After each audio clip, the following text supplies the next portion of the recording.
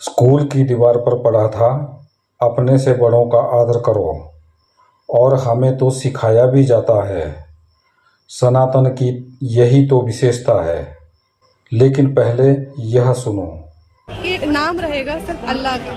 उस पे लोग बहुत भड़क गए कि यहाँ पे जय श्री राम के अगर नारे लगाए गए तो उसको धार्मिक नारा बोल देंगे, लेकिन नाम रहेगा अल्लाह का। तो लोगों का ये कहना है कि यहाँ पर एक पूरी कम्युनिटी को प्रमोट किया जा रहा है। आपको क्या लेकिन ये नज़म मैं आज से नहीं 40 साल से गा रही हूँ, और हमारी दिल्ली यूनिवर्सिटी की हर रैली में गाया जाता था, और दिल्ली यूनिवर्सिटी के टीचर्स में हर पॉलिटिकल समझ के लोग मौजूद हैं, वो भी मेरे साथ गाते थे। उसमें 1/3 कम से कम बीजेपी के भी सपोर्टर्स थे, वो भी गाते थे, किसी ने कभी इतराज नहीं किया, है ना। तो मित्रों, इनका नाम है नंदिता नारायण। दिल्ली विश्वविद्यालय के सेंट स्टेफिस कॉलेज में गणित की प्रोफेसर थी। उन्होंने 1981 से पढ़ाना शुरू किया और 2023 में सेवानिवृत्त हुई, यानी लगभग 42 वर्षों तक सेवा दी। उनके पति राशिद अंसारी एक मार्शल आर्ट प्रशिक्षक हैं और परफॉर्मिंग आर्ट्स निर्देशक भी हैं, जो सामाजिक पहल जैसे मजदूर किचन में भी सक्रिय रहे।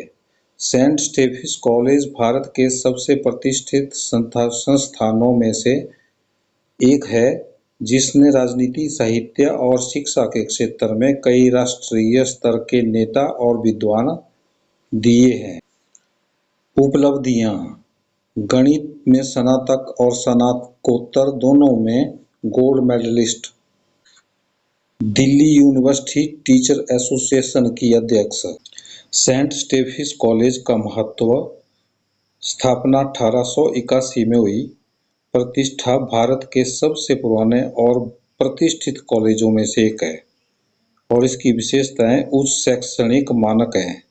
राजनीति, साहित्य, शिक्षा और प्रशासन में कई राष्ट्रीय स्तर के नेता और विद्वान यहाँ से निकले हैं।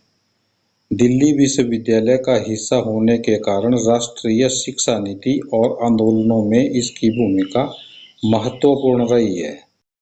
नंदिता नारायण, जिनके नाम में ही नारायण है, 42 वर्ष विश्वविद्यालय में नौकरी करने के बाद उन्होंने बताया कि नाम रहेगा अल्लाह का।